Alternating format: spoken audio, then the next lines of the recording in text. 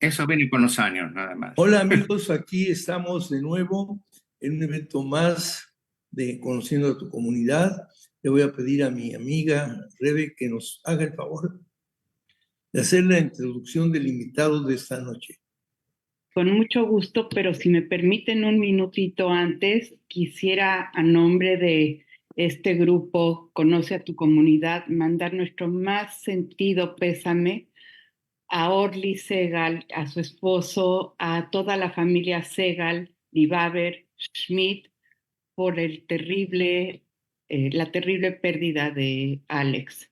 Estamos con ustedes, con Ilan, con Orly, los queremos muchísimo y esperamos que pronto encuentren consuelo. Les mandamos un abrazo muy fuerte a nombre de todo el equipo. Gracias. Sí. Y es Zichro Baruch, que su memoria sea bendita. Amén, amén. Voy a permitirme leer brevemente el currículum de nuestro querido rabino Aarón, porque de verdad es muy, muy amplio y lo voy a resumir un poquito para que ya durante las preguntas podamos seguir continuando con todo lo que has hecho durante tantos años.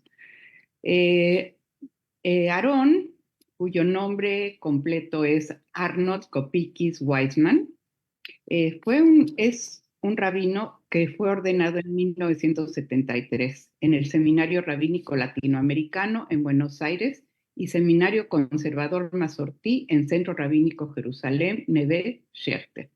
Es licenciado en Letras de Educación Judía, licenciatura académica en Derecho y Jurisprudencia en 1970, licenciado en Estudios Judaicos en 1962, doctor en Divinidad honoris causa Jewish Theological Seminary en Nueva York 2005, capellán del Instituto para la Formación de Capellanes del Sur de California. Su experiencia profesional, director ejecutivo y decano de estudios académicos, Instituto Cultural para el Renacimiento de la Cultura Judía. Las congregaciones en las que ha estado son Betel, México, 1973, después 1976 a 1983, Centro Comunitario Guadalajara, 1974-1976, Comunidad Ner Tamid de San Diego, 1999-2006, Sinagoga Adat Ami, San Diego, 1989-1999, Congregación Betel La Joya, 1985-1989. Te damos la más cordial bienvenida, Aaron. Gracias, Rebe. Yo voy a empezar preguntando, ¿cómo era Argentina en donde tú creciste, o donde tú estudiaste? ¿Cómo era el ambiente judío? ¿Cómo era la comunidad? ¿Y cómo era la vida en Argentina? Ok. em, em, Cuando yo nací en el 39, ya era una comunidad bastante numerosa que después fue creciendo con gente que alcanzó a salir de Europa antes de la guerra, durante o inmediatamente después. Porque Argentina ofrecía la posibilidad de ir a las colonias que el barón Hirsch había comprado, con la idea de que haya algún lugar para los judíos que puedan salir rápidamente de las persecuciones de Europa.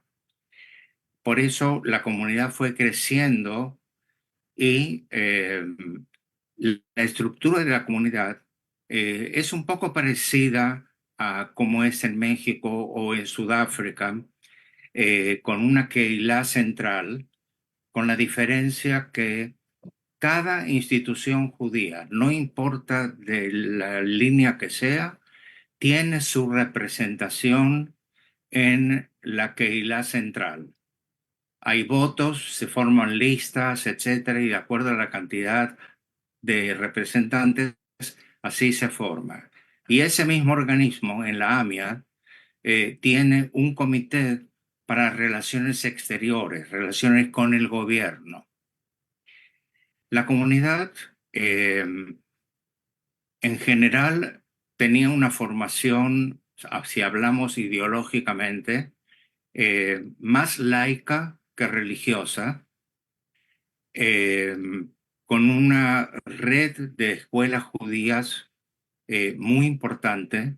A mí me tocó a los 2 años y medio ir a kinder en la escuela Sholem Aleichem, que era de la línea Borohov bundista, pero moderado. Eh, sí, lo que pasa, sí, veo la sonrisa, porque a veces uno piensa, como preguntaba mi mamá, yo cuando comía que no era kosher y después resultó rabino cuidando kosher. Pero quiero volver a la comunidad. La red escolar, que incluía no solamente instrucción en yiddish y en ivrit, no se enseñaba en español, nada, ninguna materia. Todo era o en yiddish o en ivrit o ambos. Eh, la escuela primaria, yo fui como otros, a mediodía íbamos a la escuela pública, que la escuela pública era excelente en esa época. Y mediodía íbamos a la escuela que nuestros padres nos mandaban. Yo terminé yendo en la primaria a la escuela Sholem Aleichem, que tenía una red de varias escuelas en Argentina, la mayor parte de ellas en Buenos Aires, y la escuela tenía integrada, después de la hora de los estudios, tenía integrada una organización juvenil que era de prácticamente al Shomer Atzair un poquito más de izquierda. ¿Te suena, Pepe? Me suena muy bien, ¿Cómo? me suena muy bien. Sí, este, eh,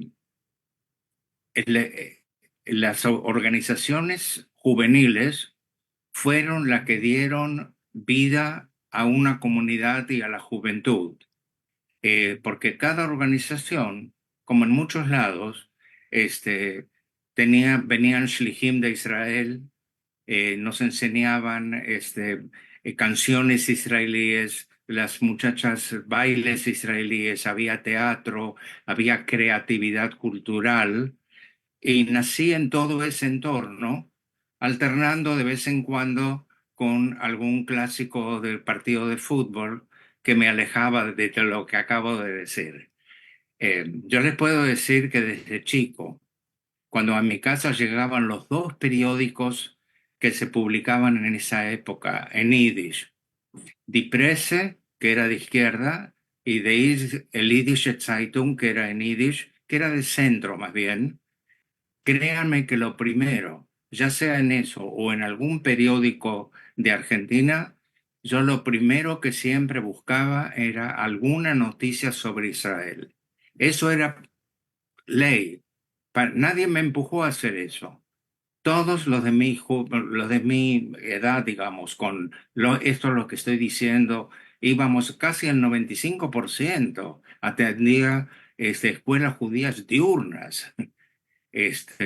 Cuando Sí, terminé la primaria, entré a la escuela secundaria, que era para todas las escuelas que existían. No había diferencia entre sefaradí o ashkenazí, etcétera, aunque la mayoría eran ashkenazim. Allí era un poco un crisol de todos los distintos grupos, y era un seminario para preparar maestros para kinder, maestros para escuela primaria, maestros para escuela secundaria y directores de escuela. Yo terminé con eso, y cuando terminé con eso, esa etapa siguió con estudios en lo que se llamaba Amidrashá Ivrit, un instituto de altos estudios judaicos, una filial de la Universidad Hebrea de Jerusalén. Eso fue el único caso en todo el mundo que se haya abierto una filial de la Escuela de Educación de la Universidad Hebrea de Jerusalén en Buenos Aires. Y venían obviamente profesores, más de afuera que locales, venían profesores de Israel, de Estados Unidos, etc. Y eso me llevó también a una educación terciaria. La mayoría terminaba en escuela secundaria, pero si seguías y querías estar en el campo de educación, la Midrashá Ivrit ofrecía eso. Mucha gente decidió irse directamente a estudiar a la universidad en Israel, pero en Argentina y a través de la agencia judía, básicamente, en colaboración con la Universidad Hebrea de Jerusalén, se creó ese instituto de altos estudios. El currículum era el mismo que si estarías en Jerusalén en la universidad. Y los maestros venían también, a veces por un semestre, a veces por un año, etcétera. Pero cuando yo terminé la Midrashá, fui a Israel a dar los exámenes finales y es ahí donde me dieron la posibilidad de seguir con un máster, pero yo necesitaba volver, ya estaba casado, ya tanto Ariela como Alexis chiquitos estaban esperando Espérate, y Rafa, espérate. ven, ¿Cómo conociste a tu esposa? ¿cómo conocí a mi esposa? Ok, Pues sí, porque ya están los cuando niños, ya aparecieron los niños y no apareció tu esposa. no, Pepe, es confession time ahora. Ajá, Déjenme decirles, cuando yo terminé la Midrashá, el instituto este que les digo de la filial de la Universidad de Jerusalén, me llamaron de una escuela secundaria, Natan Gesang, una escuela laica, pero que querían tener alguien que enseñe introducción a, eh, eh, a la Mishnah y al Talmud, como un curso introductorio de todo el año. Ruth era alumna de esa escuela y ella estaba en el último año de secundaria. Entonces ahí la conocí, no piensen mal, esperé hasta que termine, que se gradúe y después empezamos a conocernos y a salir, etcétera. Ahí fue donde la conocí. ¿Qué año te casaste? ¿Cómo? ¿En qué año te casaste? ¿En qué año me casé?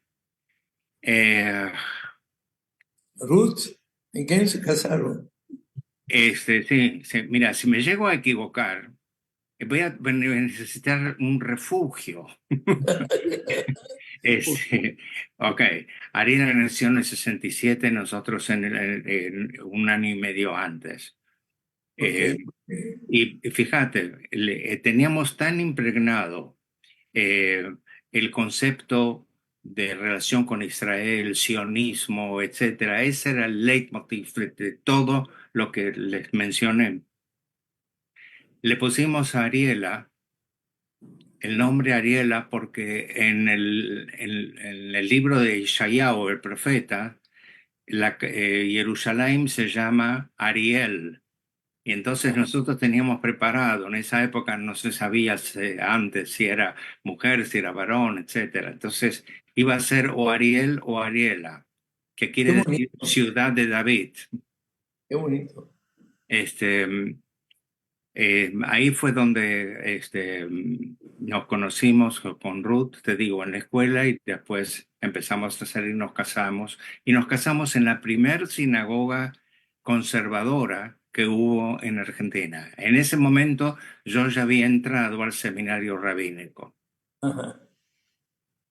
Eh, Total, ¿en qué trabajaba tu papá? ¿Cómo? ¿En qué trabajaba tu papá? Ok, mi papá trabajaba con eh, herrajes para muebles.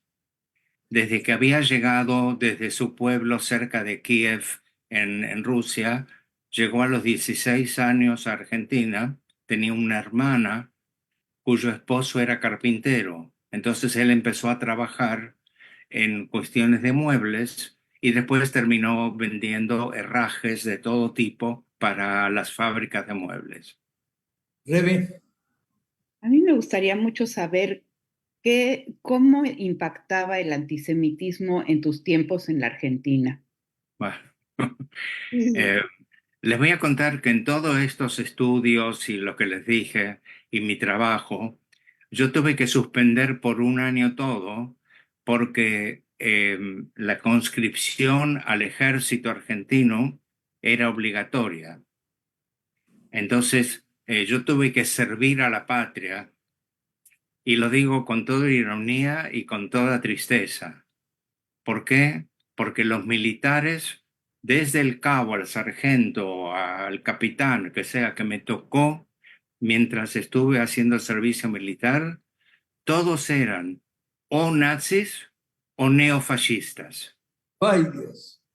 ya que mi entrenamiento como soldado argentino era marchar con el saludo nazi y porque cuando Perón empezó a dejar entrar, invitando a los que básicamente de Alemania y de Italia, pero más de Alemania, querían escaparse y encontrar refugio en Argentina, esa gente no se retiró, empezó a ser los instructores de las escuelas militares y ellos eran los que trataban con los soldados. Así que yo perdí un año de estudios marchando con el saludo nazi, usando el uniforme como las camisas pardas de Mussolini, porque lo que Perón hizo fue juntar la doctrina nazi con la doctrina fascista y con el franquismo, Franco en España. Por eso lo llamó la tercera posición a su partido al principio. Después fue el Partido Peronista. Isaac te quiere preguntar algo. Sí, Isaquito, sí, no lo veo, no ni lo está. escucho. Muy bien. Entonces, lo importante es cuando tú vas a Israel y ya con tus hijos, con 2 hijos. Sí, no, no, no. Yo fui a Israel solo. Ruth se quedó en Buenos Aires porque yo fui por un mes a dar los exámenes finales y también coincidió con los exámenes de mi seminario rabínico que exigía que o a Nueva York dar los exámenes finales o al centro Masortí conservador en Jerusalén. Todos nosotros no teníamos ninguna duda dónde queríamos ir. ¿Cómo viste Jerusalén? ¿Cómo ¿Cómo? viste ese primer impacto de Jerusalén? Ok, primer impacto. Estoy en el AL y avisan que van a aterrizar. Se acercan dos, una azafata y uno que trabajaba con la azafata, y me dijeron que yo no puedo bajar, que espere. Ah, caray. Ya bajaron todos, de repente sube la policía, debe ser del aeropuerto, no sé, y me empieza a preguntar de dónde sé tanto hebreo, porque me escuchó hablar todo el tiempo en hibrit. Me investigaron, después de 2 horas me dejaron salir, porque se extrañaron a alguien que viene de Argentina, se extrañaron los israelíes, alguien que viene de Argentina que pueda hablar a ese nivel de hebreo y con pasaporte argentino. Y que había estado en una escuela casi nazi. Digo, en un ¿Cómo? ejército, que había estado en un ejército casi nazi. Sí, pero lo que pasa es que ellos me imagino que tenían todos esos antecedentes. Ajá. Y no estaba prácticamente infectado toda la sociedad argentina en la época de Perón y de Vita en adelante, este, con nazifascismo. Entonces, obviamente, tenían que averiguar. Me pasó otro incidente 3 días después. Salgo de Neve Shechter, que son los dormitorios de la Universidad de Jerusalén, y llevé una cámara de fotos y empecé a sacar fotos.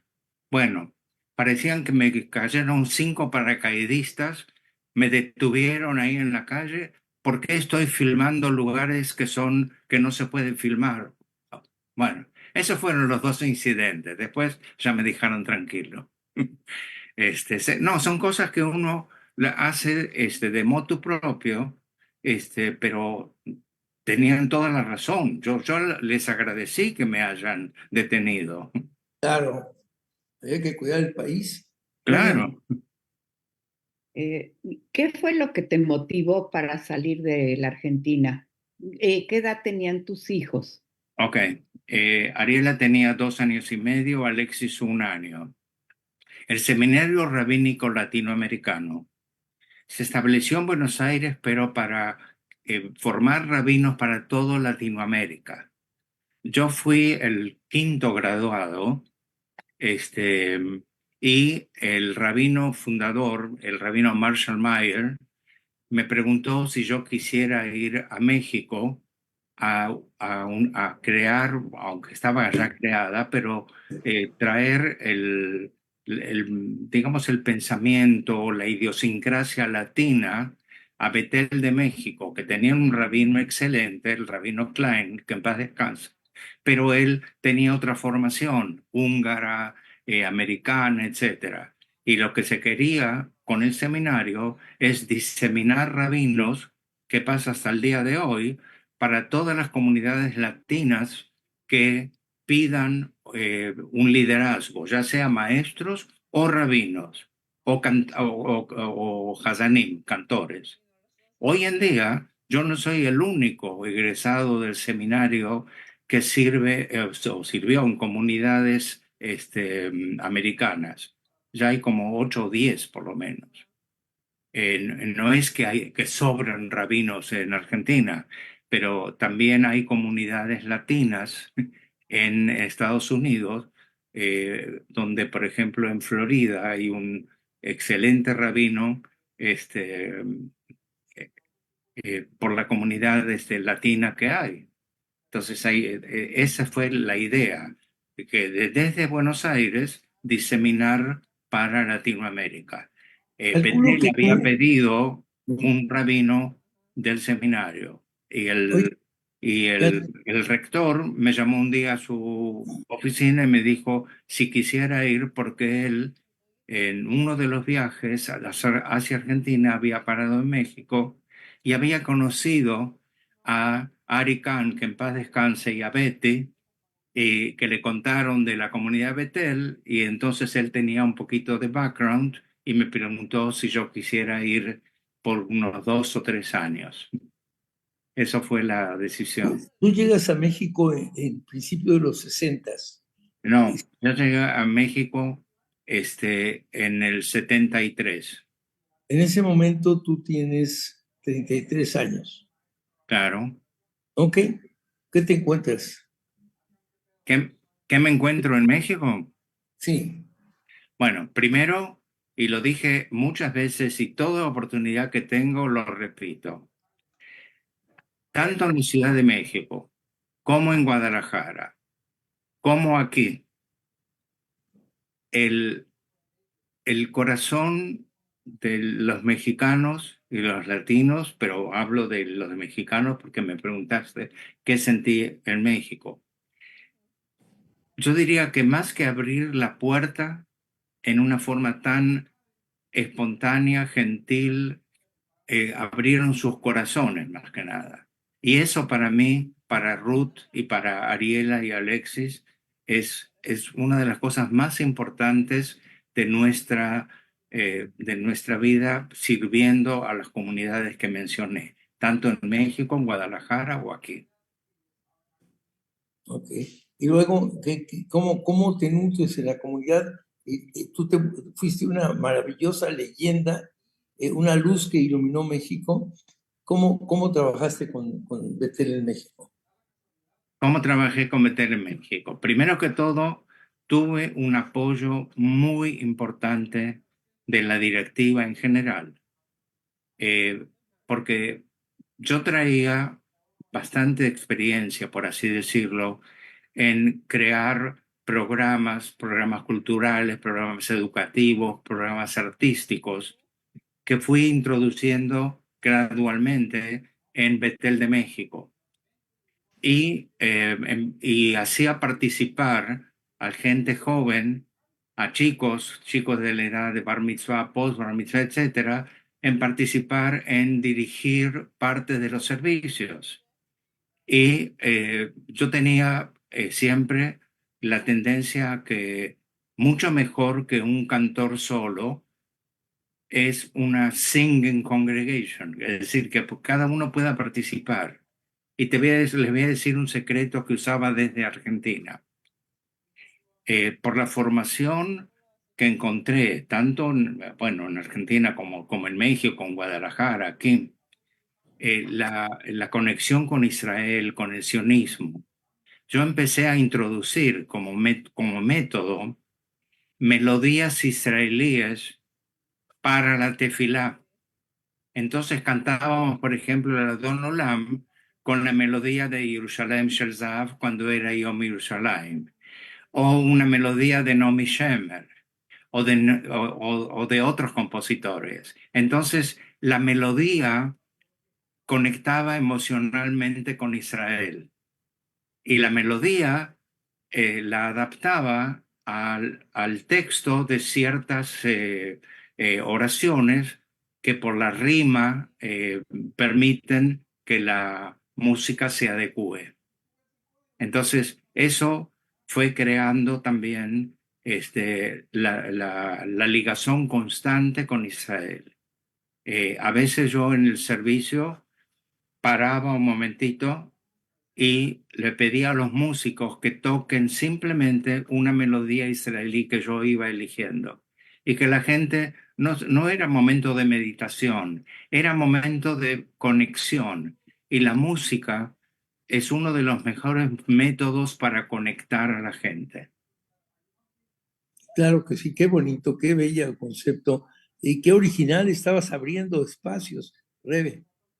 Que me consta y me da mucho gusto decirte, Aarón, que fuiste el rabino que estuvo atendiendo la bar mitzvah de mi hijo Dani y que puedo constatar que todo lo que acabas de decir es sin ponerlo nunca en duda, pero sí puedo aseverar que fue sensacional el cambio. Los Sonic Shabbat eran deliciosos, la música, y se implementó esa moda y si se siguió. Dejaste un Eh, ejemplo muy eh, importante. Rebe, te quiero decir, primero te agradezco tus conceptos, pero quiero decirte que para mí siempre lo que pasaba después de la tefilá, lo que llamaban en México la chorcha, el conocerse, el encontrarse, en salir de ahí, era tan importante como la tefilá misma. Y no lo digo en forma derogativa. Claro. Oye, Combinar las dos cosas. y luego fuiste a Guadalajara. ¿Por qué fui a Guadalajara y cómo? Sí, ¿cómo te Ok, fue? ¿Qué tal la pasaste? ok. El primer año, yo estuve en Betel al principio un año nada más. Ah, Porque no le habían dicho, según versiones, no le habían dicho al rabino Klein que iban a traer un rabino. ajá. Y él no me dejaba participar en nada. Y después, en retrospectiva, yo dije que está bien, pues ¿cómo no le van a decir al CEO que están contratando a alguien a nivel ejecutivo y le dan otra explicación? Entonces, yo me reuní muchísimas veces y dije, eh, estoy perdiendo el tiempo porque no podía hacer las cosas que yo quería. Hubo una reunión de comunidades que organizó el Comité Central en esa época y vino gente de Guadalajara. Vino el PRI, que algunos de ustedes conocen, Pesach Rabinovich, ingeniero varón. Y Mickey Hussitman, que ustedes conocen, fue el que fue el mediador porque él iba a Guadalajara a dar seminarios para las empresas, etcétera. Entonces me pidió si yo podía ir y hacer alguna presentación y Ruth también. Y pasamos unos días ahí y me pidieron si podría, por favor, quedarme, organizar la comunidad un poco, que estaba muy dividida. Había sefaradim aparte, ashkenazim aparte, los muchachos americanos divididos en tres, los laicos, los religiosos y los nada, porque estaban estudiando en la escuela eh, eh, de medicina. como dentista, como Caro, de ahí conozco a Caro Bejar, a Caro Goldstein. Sí. Este, la comunidad preciosa, trabajar con 140, 45 familias en esa época expone mucho más directamente que con las 1.100 familias que yo apreciaba muchísimo en Betel de México. Pero me entienden que la interacción no puede ser la misma. Por eso hoy en día se trata de que las comunidades, las congregaciones, no importa de qué línea sean entre 200 y 300 familias máximo, porque si no se vuelve como que uno está hablando a la tribuna en un estadio. Es distinto la conexión un poquito más cercana. Pero eso es lo que encontré y formé enseguida grupos juveniles y bailes, etcétera, que también participaban en el festival en la Ciudad de México. Y creo que alguna vez un grupo también fue al Festival Aviv en la Ciudad de México. Oye, y después regresaste a México. ¿Cómo? Después regresaste a México. Sí, después porque ellos sabían, yo les dije de entrada, me puedo quedar para organizar. Estuve 2 años casi, 2 años y pico. Eh, Volví a Betel y completé, quiere decir que entre Betel y Guadalajara estuve 10 años en México, 7 en la Ciudad de México, 3 en Guadalajara. Qué maravilla. Y luego viniste para San Bueno, Diego. sí, yo desde que estábamos en México, cuando salíamos de vacaciones, si no íbamos a Buenos Aires, que era nuestra primer prioridad por la familia, veníamos a esta zona. Y me acuerdo que Isidoro Lombroso, que en paz descanse, cuando fue el bar mitzvah de su hijo Pepe, me dijo, creo que tenemos que fundar la comunidad latina en San Diego. Y yo en ese momento yo no entendía siquiera lo que Isidoro pensaba. De todos modos, eh, nosotros veníamos aquí y nos encontrábamos con la familia Lombroso, otra gente de Guadalajara, etcétera. Y todos, sin excepción, decían, ¿por qué no venimos para aquí para ayudarlos a organizar una comunidad? Pepe, vos estuviste desde las primeras reuniones con Mickey Hussitman, con todo, tratando de unificar, porque había gente que eran socios de Tiferet, otros no eran socios de nada, aparecían eventualmente, y eso fue, creo que no me equivoco, Pepe, el decirlo, el factor para tratar de unir lo más posible y apoyar desde aquel entonces la casita del Ken, que terminó siendo hoy una de las instituciones juveniles más importantes en todo Estados Unidos. Platícanos un poco del Ken, porque ¿Cómo? muchos de nuestros asociados son de la WISO, son del Ken, de los que nos escuchan. Entonces, Claro. platícanos un poco de ese Ken que viste iniciar. Bueno, cuando yo venía eh, digamos, de vacaciones, estando en México o en Guadalajara, hubo gente que me pidió si yo conocía a alguien que venga como Madrid para el Ken. Y si no me equivoco, su nombre, Klachko, si no me equivoco, que vino cuando estaba la casita todavía en Bonita y Sí. trabajó un tiempo. Después fueron gente de la directiva a buscar y contactaron distintos Madrijim hasta lo mismo que hasta ahora, a través de Maccabi Mundial y cualquiera de las otras conexiones. Fíjate, Este, ese Ken, eso que iniciamos juntos también, y en eso que trabajamos hoy, tiene 1,100 familias.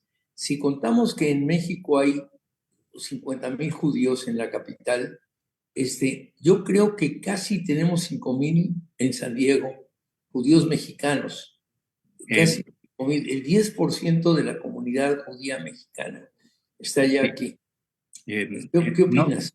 no sé, pero no sería muy difícil contactar a la Universidad Hebrea de Jerusalén, que tiene un departamento para Latinoamérica. Consideremos que esto sea, digamos, lo que hablamos, el concepto latino, y pueden hacer perfectamente un censo, tienen la metodología y podemos saber quién es quién. Y puede ser una ayuda muy grande para consolidar lo que hay hoy en día.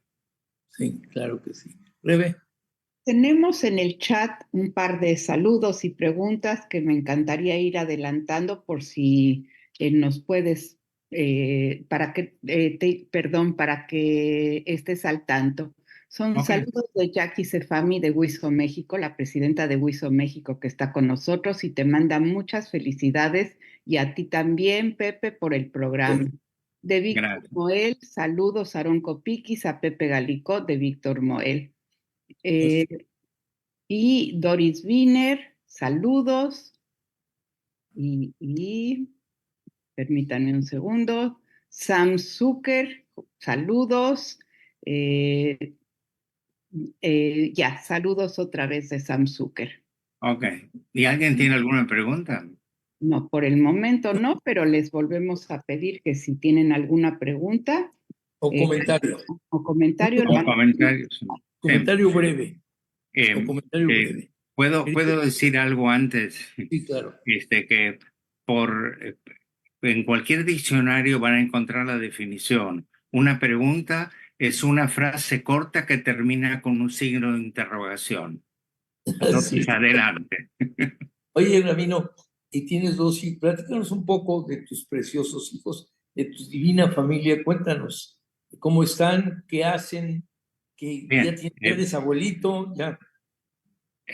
Sí, Ariela, que como saben está casado con Sergio Bergstein, el doctor.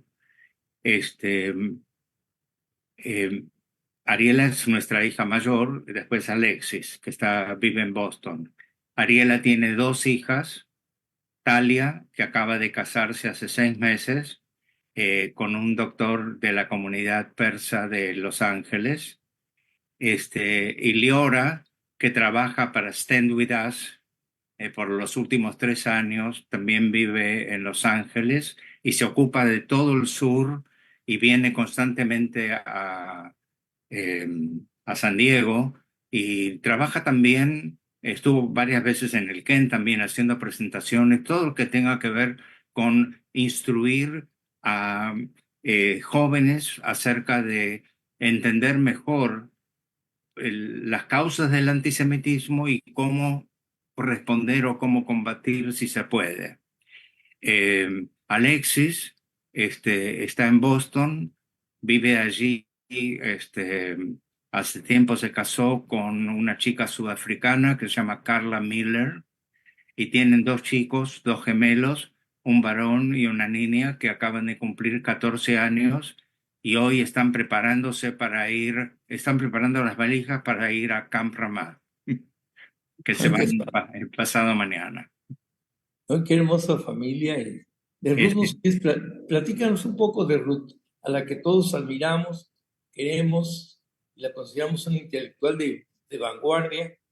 Platícanos un poco de ella. bueno, primero cuando yo entré al seminario rabínico, una de las condiciones que tenía el seminario era que teníamos que tener estudios seculares, universitarios, y que si teníamos novia o estábamos casados, la novia o la mujer, la esposa, todavía no estábamos casados, tenía que estudiar en el seminario y tenía que tomar las mismas materias. Ah, Este, entonces, Ruth, aparte de sus estudios judaicos y que también estudió en la Midrashá, estudió con los mismos maestros que nos enseñaban a nosotros y las esposas, por así decirlo, o novias de algunos de los estudiantes, se reunían por lo menos 2 veces por semana, toda la tarde hasta la noche, estudiando con los profesores que daban clases en el seminario rabínico. Eso era condición que ponía por eso Ruth, que aparte es fonoaudióloga, maestra de sordos, eh, se, se traga un libro. eh, ¿Qué les puedo decir? No le tarda 2 días un libro de 300 hojas.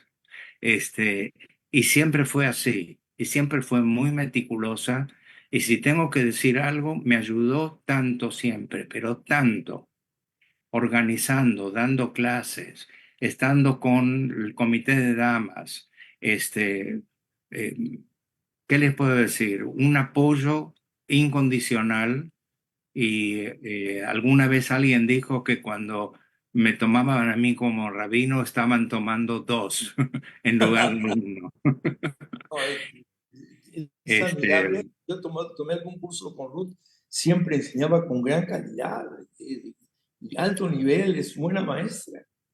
bueno, Bueno, sí, ella terminó no solamente como maestra judía, sino también como maestra normal para maestras en Buenos Aires. Tiene una metodología y una forma de enseñar que ojalá yo tuviera un 10% de eso. No, tú no, eres en muy bueno. serio.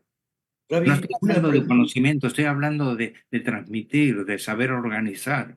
Yo muchas veces, y algunos de ustedes que vienen los lunes o antes o ahora, les puedo decir sin ningún reparo que muchas veces le pregunto a Ruth, mira, esto es lo que estoy pensando que voy a dar este lunes, etcétera. ¿Cómo lo encararías? Le pregunto porque tiene mejor skills de organización de una clase que yo. Oye, Rabino, dos preguntas rapidísimas porque el tiempo se nos va como que vuela. Mira, Estamos, está entrecortado, no te escucha bien. dos preguntas rápidas. Estamos Sí. viendo un momento, porque el tiempo se nos va muy rápido, estamos viendo un tiempo muy difícil como judíos que nunca habíamos vivido antes, más que cuando la Segunda Guerra Mundial e Israel. ¿Qué opinas, Rabino? Ok. Primero, antes de expresar una opinión, les quiero decir que estoy muy triste por toda la situación, pero eh, estoy triste y a su vez optimista. Triste por lo que pasa porque nunca me imaginé que iba a ser algo a estos niveles y eso que vengo de la cuna del antisemitismo de Argentina, ¿sí? No es que me pasa por primera vez, pero no a estos niveles. Y pienso que si esto podría ser reemplazado por libros, por conferencias, por buenos maestros, por instructores que no endoctrinen, podríamos cambiar un poco a los idiotas útiles que están indoctrinados y que no tienen un conocimiento básico y que solamente saben levantar el like o repetir slogans que no tienen ningún sentido, pero que lamentablemente repercuten en la sociedad y no solamente en Estados Unidos. Yo pienso que la respuesta más fácil que puedo dar es, primero, mantener la unión de la familia y la comunidad y dejar, si es que hay divisiones de ritual o de ideología, dejarlo de lado, unirse más que nunca y tratar de apoyar a las instituciones donde Israel importa, como les dije antes, como es, porque Liora me dice a través de Stand With Us y lo puede ratificar Oz o cualquier otro que trabaje. eh, Hoy en día los demógrafos y los sociólogos están considerando con el problema de antisemitismo que un 10% está tan contaminado y tan enceguecido que es mejor olvidarse de eso y no perder el tiempo con eso. Y hay un 10% en el otro extremo que es totalmente, está preparado para salir, ayudar, esclarecer, etcétera, al ¿cuál? Al 80% del medio y concentrar ahí y ofrecerles el acercamiento a una comunidad, ofrecerles el apoyo que necesitan y darles mejores oportunidades de poder estudiar, de poder saber la historia, de poder tener los elementos que cuando entran en alguna conversación o discusión tengan la posibilidad de saber exactamente qué decir, cómo decir. No hay fórmulas mágicas, pero hay formas de penetrar en ese 80% y depende de muchos de los que estamos, posiblemente me incluyo, en el 10% que tenemos una perspectiva y otro tipo de educación y diseminarla lo más posible. Pero Rebe, vuelvo a decir, familia, comunidad, ahora más que nunca. Rebe Chul, Me parece muy elocuente lo que nos estás diciendo porque nos estás dando herramientas para que nosotros también seamos parte de ese 10% de la gente que hace esclarecimiento, un poco de asbará que hace tanta falta ahorita. Sí. Y te Yo, felicito por tu insight. sí, durante varios años y ahora un poquito menos, trabajé con los Christians United for Israel y ellos justamente son los que apoyan muchísimo a Israel y que están ávidos de recibir la literatura que yo muchas veces les mando. En este caso, porque Stand With Us está especial. No vine acá a vender Stand With Us. Lo que trato de decirles es que tienen material muy bueno, inclusive en español también, si alguien necesita o le facilita. Pero plantean, por ejemplo, una pregunta y cómo responder a ese tema, sin ser una fórmula mágica, pero para la persona que tiene esa herramienta, saber usarla de acuerdo a las circunstancias de lugar y de personas. Es una muy buena sugerencia y bueno, tenemos a Oz, Sí, por eso digo, o sea, Oz está aquí, tienen exactamente. es un elemento extraordinario también. Sí, y a veces son situaciones donde eh, no sabes cómo reacciona tu público en una escuela. Liora el año pasado iba a dar una presentación en una de las escuelas aquí en San Diego y la habían amenazado con que la iban a bullying o yo qué sé qué más. ¿Quién la acompañó para cuidarla? Oz. Fue su agente, su custodia, porque pues, temían de que... Sin embargo, la gente va, eh, hace lo que puede, y más de lo que puede, y cosecha, por así decirlo, y estoy hablando del caso de la nieta de Fanny y de Rubén Rosenthal, que ustedes seguramente escucharon. Era por eso que Liora fue a esa escuela y pidió y le pidieron a Oz que la acompañe. bien. Ok, ¿cómo ves la política de Israel? Vamos a meternos en líos. Ok, ¿Cómo ves la política de Israel? ok. Para mí se volvió un poco difícil la situación. Yo no puedo digerir la idea de que Israel no tenía conocimiento previo al 7 de octubre. Pero pueden suceder cosas que no llegan a cierto nivel porque no le dan la importancia necesaria. Me es muy difícil digerir esa versión. Por otro lado, ya no estamos en la época de los fedayines que cruzaban la frontera con una pistola, etcétera. Fíjense las armas tan sofisticadas que vienen de Irán y de sus satélites Hezbollah y Hamas, etc. Ayer el portavoz el vocero del ejército de Israel dijo que va a ser prácticamente imposible vencer a Hamas porque se convirtió en una ideología, una idea no se puede combatir con armas.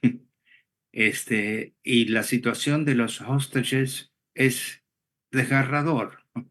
Es desgarrador lo que está pasando y el manipuleo que viene de parte de los dirigentes en Gaza y en Irán y en Hezbollah, etcétera, porque es lo mismo.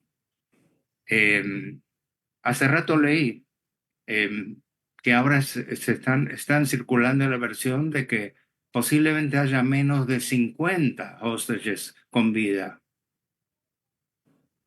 Personalmente yo no quiero pronosticar nada, pero fíjense, desde hace 3 meses para acá, lo único que se habla prácticamente con la excepción de los 4 que liberaron, se habla de que este ya murió y el otro ya murió y el otro ya murió y es un dilema moral terrible.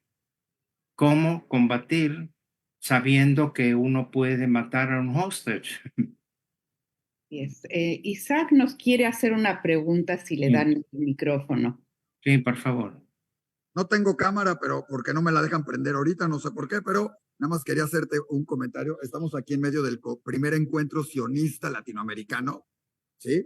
Y déjame decirte, primero, gracias por estar aquí cuando está jugando Argentina al mismo tiempo, señor Copiquis, pero la gente aquí estaba oyendo tu conversación en lo que estábamos en el break y todo el mundo y tenía aquí junto a mí por lo menos a 5 o 6 personas viendo tu plática, muy interesados en tu plática. Yo creo que vamos a tener que volver a hacer alguna otra con él porque el tiempo se nos va yendo, pero quería decirte cómo ha estado la gente aquí de diferentes lugares del mundo en el encuentro, felicitándote no nada más a ti, a Pepe, a Rebeca por este programa y por todo, y porque además ha estado muy interesante la charla contigo. Entonces, no quisimos ni intervenir porque estaba muy ameno entre Pepe, tú, Rebeca, entonces, pero felicidades de todos los que están aquí, incluyendo varios argentinos. Oye, incluyendo varios argentinos que se quedaron oyéndote un rato en vez de irse a ver el partido.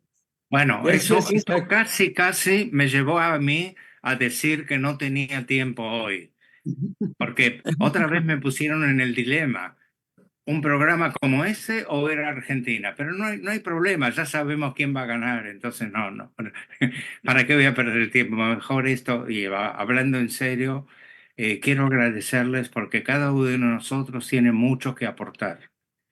Yo quiero Isaac, este esfuerzo que haces siempre de apoyo y tu generosidad, y gracias por acompañarnos. Nos haces para la siguiente. Bueno, eso tenemos un poquito de tiempo todavía. Yo quiero que Rebe te haga un comentario, luego tú un comentario y luego nos despedimos. Mira, a mí me encantaría nada más ver si alguien del público tiene algún comentario, puede abrir su micrófono y se le puede abrir su cámara.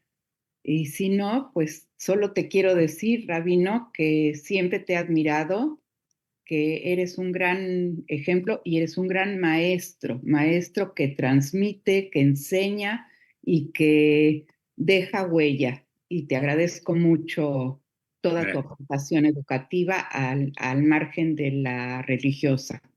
Te lo agradecemos mucho. Para mí, tenemos unos mensajes aquí en el Facebook de parte de Sam Zucker, que dice que el rabino Copiquis ofició mi boda en Betel, México, en 1979.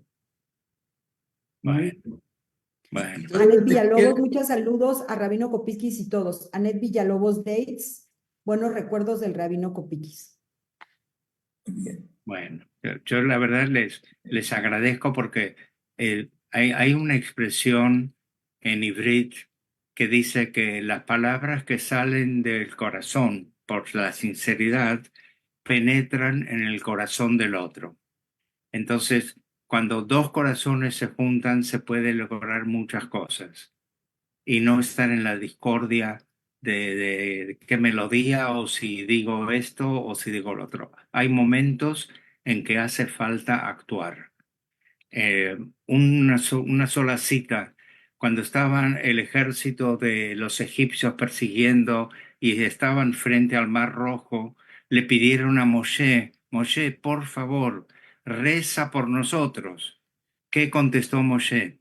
Esto es un midrash, no está en la Torah. ¿Qué contestó Moshe? Miren, para rezar tenemos tiempo. Ahora necesitamos cruzar y salvarnos.